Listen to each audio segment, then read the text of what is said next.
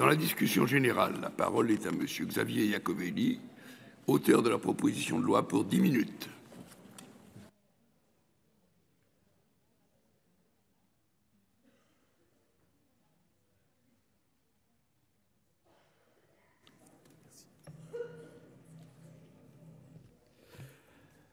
Monsieur le Président, Madame la Ministre, Madame la Rapporteure, mes chers collègues, au moment où nous débutons l'examen de cette proposition de loi visant à créer dans notre Assemblée une délégation aux droits de l'enfant, je reconnais bien volontiers une certaine émotion. Une certaine émotion aussi car pendant longtemps nous avons cessé collectivement de voir les enfants comme des sujets de droit à part entière. Nous refusions d'admettre que les problématiques qui les touchaient étaient diverses et englobaient finalement l'ensemble de nos politiques publiques. Une certaine émotion enfin car je sais que cette délégation aux droits de l'enfant est attendue depuis de longue date, plus de 20 ans, par l'ensemble des acteurs. À cet égard, permettez-moi de remercier les associations, collectifs et toutes les personnalités engagées qui nous regardent aujourd'hui et qui œuvrent sans relâche pour que le droit de l'enfant soit davantage reconnu, davantage protégé et qui publiquement ont fait le choix de soutenir cette proposition de loi. Le constat est simple. De nombreux défis doivent être relevés pour assurer le respect des droits de l'enfant. Si je me félicite de la récente création d'une délégation aux droits de l'enfant à l'Assemblée nationale, il n'est pas question ici de jouer le mimétisme.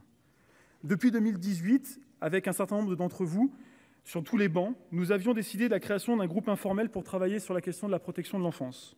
Parce que le Sénat se devait d'avoir une entité dédiée aux questions de l'enfance, j'avais également demandé en 2020 la création d'un groupe d'études au sein de la Commission des affaires sociales auprès de sa présidente, mais malheureusement, une nouvelle fois, nous avons essuyé un refus. Soyons tout à fait honnêtes, cette détermination à travailler sur les questions de l'enfance ne date pas de cette proposition de loi.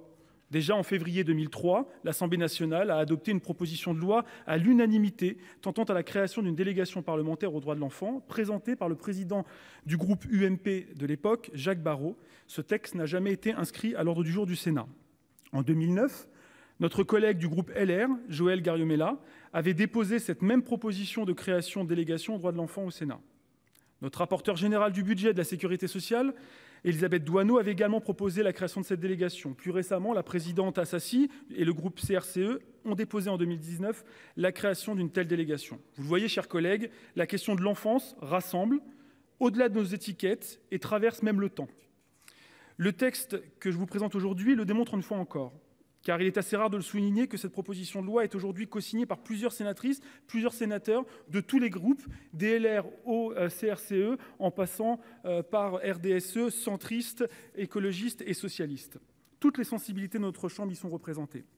Alors nous pourrions nous dire que cet arc républicain suffirait à assurer le succès de cette proposition de loi, mais nous le savons, c'est jamais aussi simple que ça au Sénat. J'entends les réticences de Madame la rapporteure concernant la multiplication des délégations ou encore de groupes d'études. Je suis d'ailleurs moi-même pour la rationalisation. Je les entends car ce sont les mêmes depuis 20 ans. Les mêmes arguments qui, en 2003, en 2009, en 2019 et maintenant en 2022, nous indiquaient qu'il ne fallait surtout pas créer de nouvelles délégations et de nouveaux groupes d'études. Et pourtant, chers collègues, je me suis penché sur les délégations que nous avons actuellement. Et si nous mettons de côté l'OPEX créé en 83 par la loi, ou la délégation aux droits des femmes créée en 99 également par la loi, nous avons depuis 2007 créé 5 délégations. 2007, délégation au renseignement. 2009, délégation aux collectivités locales. 2009, toujours délégation à la prospective. 2011, délégation aux outre-mer.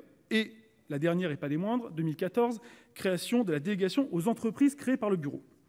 Et donc en 20 ans, il n'est jamais le moment de créer une délégation aux droits de l'enfant, et pourtant notre Chambre a continué de créer légitimement un certain nombre de délégations utiles au travail parlementaire. Mais la question de l'enfance, ce n'est pas une question annexe. L'enfance, par sa diversité, par l'éventail des thématiques qu'elle regroupe, est en soi un sujet majeur. Oui, chers collègues, les droits de l'enfant, ce n'est pas un sujet mineur. Sommes-nous capables de considérer les droits de l'enfant comme une priorité de nos politiques publiques, et donc par définition un sujet transversal dans notre institution? Madame la rapporteure nous indiquera sans nul doute tous les travaux que notre Chambre a menés sur le sujet de l'enfance. Et elle aura raison, nous avons beaucoup travaillé sur l'enfance. Mais je pense que si c'est important que nos travaux sur l'enfance ne doivent pas fonctionner en silo, mais bien de façon transversale auprès des commissions permanentes. Il ne s'agit pas, comme certains le dénoncent, d'une proposition exclusivement symbolique. Bien sûr, il y a une dimension symbolique, puisque la création d'une telle délégation aux droits de l'enfant enverrait un signal fort au monde de l'enfance qui demande cette création depuis plus de 20 ans. D'ailleurs, à l'inverse, un refus de la création de cette délégation enverrait un message catastrophique à l'opinion publique sur la Chambre haute. Mais au-delà de cette portée symbolique, il y a un enjeu beaucoup plus fort. Les délégations ont le temps de travailler sur le fond, de prendre le temps d'alimenter par des auditions, des rapports, des travaux des parlementaires et des commissions pour mieux légiférer sur des rapports d'expertise. Par ailleurs, si nous passons la dimension symbolique et la dimension utile d'une telle délégation, il faut rappeler qu'en ce qui concerne l'enfance, ce sont les départements qui sont chefs de file. Il s'agit donc d'une politique décentralisée. Il est donc souhaitable que le Sénat, chambre des territoires et représentant des collectivités, puisse s'intéresser sur ce sujet et s'empare fortement de cette politique. Je souhaiterais d'ailleurs prendre l'exemple de la délégation aux droits des femmes qui effectue un travail remarquable à l'image de son dernier rapport sur la pornographie. Cette délégation fonctionne bien par l'apport de ses réflexions, de ses travaux et finalement alimente la réflexion du Parlement et de l'exécutif pour mieux légiférer.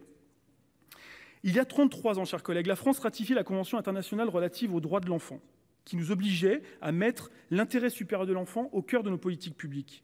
Car, chers collègues, les enfants, ce n'est pas seulement des petits êtres qu'il nous faut protéger. Les enfants, ce sont des sujets de droit à part entière. Alors certes, depuis 1990, de nombreuses réformes législatives ont été adoptées en vue de mettre notre droit en conformité avec cette convention. Parmi les réformes figure notamment la loi du 4 mars 2002 relative à l'autorité parentale, celle de notre collègue Philippe Bas du 5 mars 2007 réformant la protection de l'enfance, celle de 2016 de Laurence Rossignol s'appuyant sur les travaux de Michel Meunier, ou encore la loi de 10 juillet 2019 relative à l'interdiction des violences éducatives ordinaires, et pour finir, celle portée par le gouvernement actuel en février 2022. Beaucoup a été fait, mais le constat reste alarmant, chers collègues. Un enfant sur 5 vit sous le seuil de pauvreté. 25% des sans domicile fixe de moins de 25 ans ont eu un parcours à l'aide sociale à l'enfance. 70% des jeunes de l'ASE sortent sans diplôme. Les enfants sont les victimes directes ou indirectes des violences intrafamiliales ou encore de l'inceste qui démontrent bien le lien entre la violence et la santé. 500 enfants de moins de 6 mois sont victimes chaque année du syndrome du bébé secoué qui, par manque de prévention auprès des parents ou des tiers gardiens. 75% des survivants ont des séquelles physiques ou mentales irréversibles. 50 000 enfants sont victimes de violences physiques et psychologiques chaque année et près de 100 000 enfants ne sont pas scolarisés. 15% des jeunes en France connaissent un épisode dépressif caractérisé et ces amphis suicidaires qui malheureusement se concrétisent parfois ont augmenté de 20% depuis la crise sanitaire. Le suicide d'ailleurs est la deuxième cause de mortalité entre les 10 et 25 ans. Sur les violences numériques, ils sont souvent la proie d'agresseurs ultra présents sur les réseaux sociaux avec la question sous-jacente du harcèlement. Je pense également aux problèmes de malnutrition, aux problèmes d'obésité. 400 000 enfants porteurs de handicap sont scolarisés avec le défi de l'inclusion qui n'est jamais un long fleuve tranquille dans notre pays et qui malgré tout permet des vraies réussites. Mais aussi les inégalités sur le plan de la scolarité, du sport et de la culture, en particulier pour ceux qui sont en situation de handicap. Nous pouvons également parler des enlèvements parentaux à l'étranger, et je sais que nous sommes nombreux dans cet hémicycle à être sollicités et interpellés par les parents victimes restés en France. Mais aussi le sujet des mineurs non accompagnés et l'impact de cette augmentation ces dernières années sur nos départements. Et puis un chiffre assez glaçant, d'ailleurs été mentionné par la Commission des affaires sociales, alors que son objectif concernait davantage la Commission des lois, preuve de la transversalité de ces sujets.